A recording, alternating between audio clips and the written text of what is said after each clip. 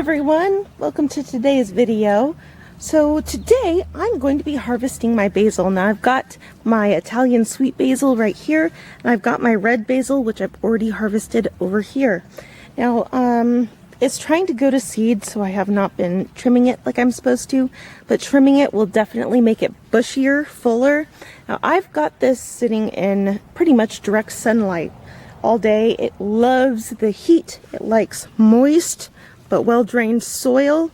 So today, this is the coolest part of the day, I'm going to be harvesting my wonderful crop of basil, which I'm really excited about. Now I can use this in cooking, I can make oils with this. There's a lot of things I can do. You know, what I'm going to do, because you can take this basil down to half its size. I'm going to go to its next leaf of 3. So that's a good stem right there. And I like to make sure I can get good stems on all my crop, because the stems is what I'm going to use to hang my basil with. I think maybe I'll set this, maybe I won't set that over the cactus. I'm just going to set my tray right there. I don't want to have to, reach my hand in the cactus to try and get my tray out of there. So how about let's not do that, huh? Okay, here's my next leaf of 3. I'm going to go ahead and trim it right there. That's a nice crop. I can probably actually take some of those stems off. And if you accidentally cut some leaves, that's okay. You can actually set them on a tray and lay them flat, and they will dry that way as well. So here's a nice supply right there. I'm going to set that aside. And this looks like my next leaf of 3 here. Now set that aside. And this one, I think I'm going to leave that one alone. This is my next leaf of 3. If you can see that, I don't know if you can or not, but I've actually got a leaf of 4. 1, 2, 3, 4 stems coming out of that one. I'm going to go ahead and leave that because I want to encourage more growth. More growth means more yield. Okay, this has got several stems growing there, so I'm just going to go ahead, trim this one off there, and trim this one off here. Now I'm going to use those stems, put them together, and that'll make a decent hanging bundle. I'm going to set that aside. Hopefully don't knock stuff over, because you've seen any of my other videos, you know I'm prone to do stuff like that. So this might be one bundle in its own because it's got a lot of foliage growing on it, and I don't want my bundles being so thick that my leaves don't dry appropriately. So I don't want them to rot, I don't want them to mold, so I just want them to dry. And hanging them upside down will keep all that green, all the nutrients inside the leaves. So you want to make sure that you have a good twine handy. Too thick of twine is probably not the best. I like using thin twine. The reason being is because once you dry your leaves or your herbs, they tend to shrink. So that means your wraps will tend to get looser, and your basil or whatever plant that you're hanging can actually fall out of your loop. So we don't want that. So I'm going to go ahead and just take my twine and go ahead and wrap it around. 1, 2, 3. I think I'm going to maybe take that in and do a 4th. I'll go ahead and trim my twine. And then I'm going to go ahead and tie a knot. I like using a square knot, that's just fine. So there we go. I've got a nice bundle, and I'm going to go ahead now and just tie a loop. Now this loop is going to make it so that I can hang it on my wall, and it will just hang dry just like that. It's nice and tight. My herbs are not going to fall out of it. This is going to work very nicely. Again, you don't want to have your foliage being too bundled up together too much in there, because they can rot. So you just want them to dry. So less is more. And I'll go ahead and do another bundle here, and I think that's good because I've got a good supply of leaves there.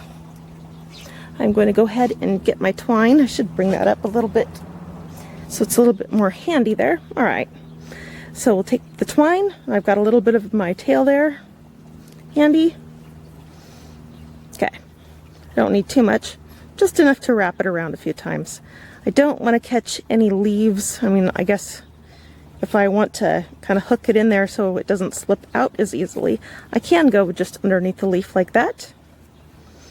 One wrap.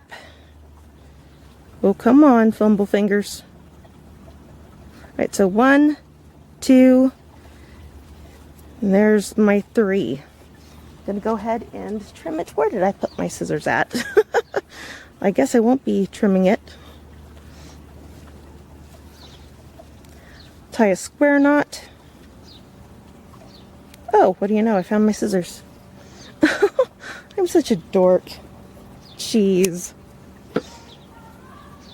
At least you guys can see what I'm doing and kind of understand it. I hope. Right, so I've got that loop. My basil can hang and be dried. So now I've got 2 bundles right there. Now something else you can do, and I might as well mention it now, is you can take your twine and hang one bundle under another. So you have kind of like a stringer, like you would string up a bunch of fish. So that way you can take up less room on your wall. And what I like to do is I take a push pin and I make a little label for it. So I put a push pin in there, put a label so I know exactly what my herb is, and then I just go ahead and hang it on it. And sometimes one pin will catch 4 or 5 stringers, so that's something else you can do as well.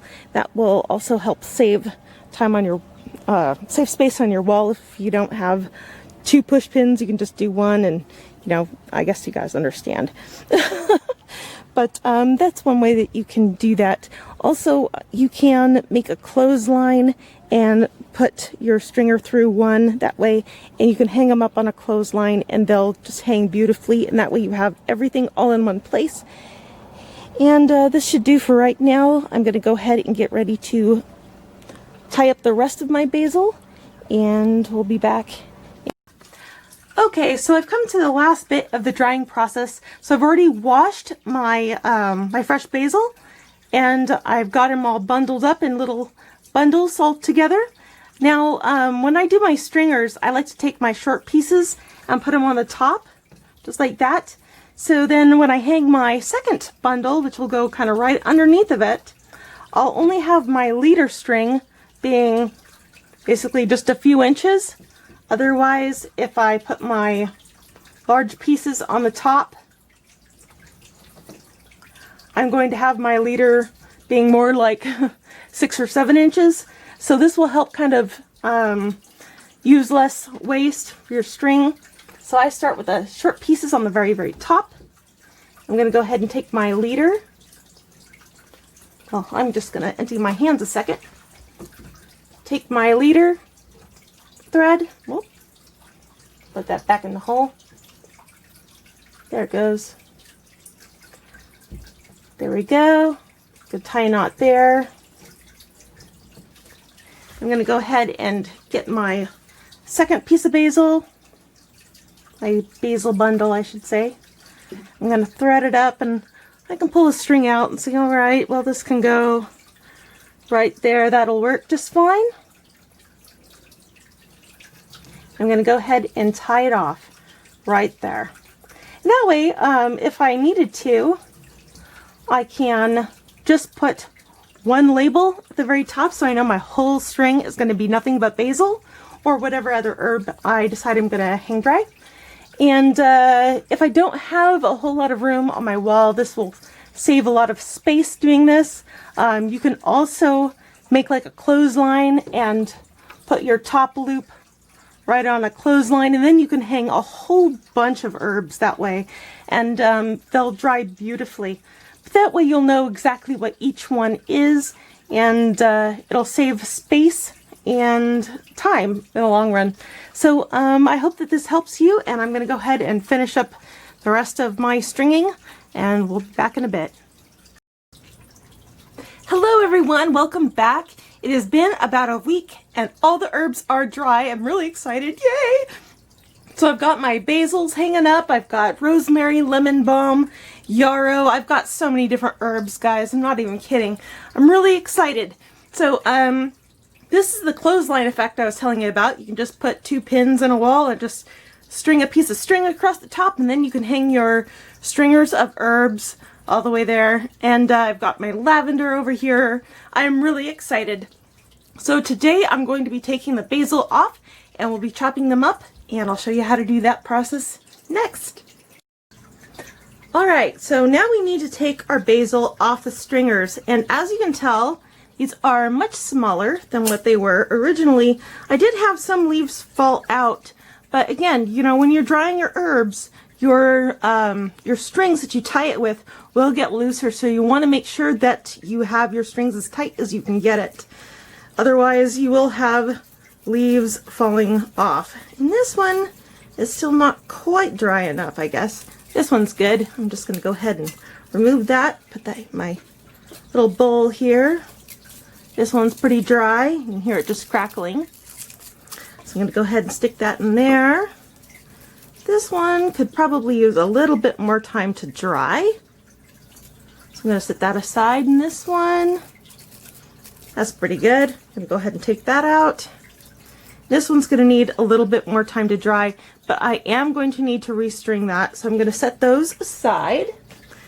And now I'll take my scissors and I'll just start cutting these into smaller pieces, smaller bundles. Just like that. I can just go ahead and keep chopping down. And that is a pretty thick stem, so I think I want to toss that one. Just going to go ahead and just keep cutting these leaves back.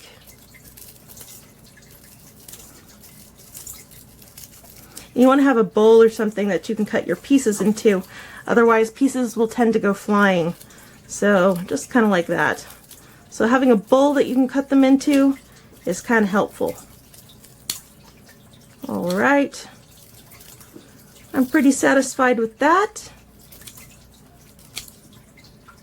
Alright, so these pieces are a bit big, but we're going to chop them a little bit finer here in a bit. And this is the one that bugs like to eat on. My poor plants. Alright, so that looks pretty good.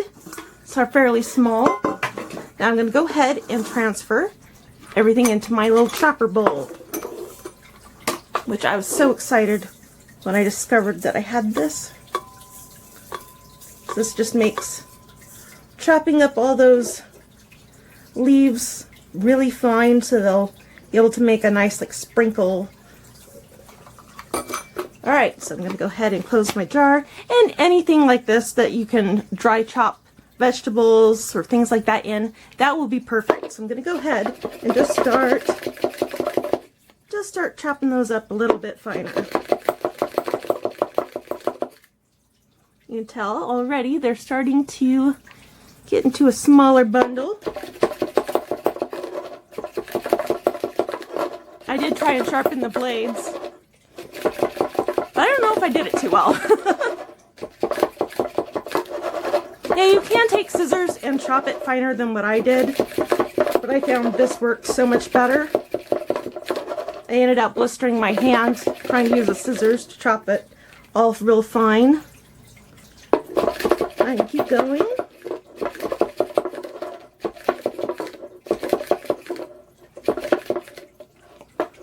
And that looks pretty decent. I've still got some thick pieces, but on the bottom there I've got a nice, wonderful bundle of herbs. And then when you're done chopping everything up, you can go ahead and put it in a canning jar and label it so you know what it is, just like I did here. And this is how I process my basil. I hope you enjoyed this video, and you can come back for more adventures later on. Bye now.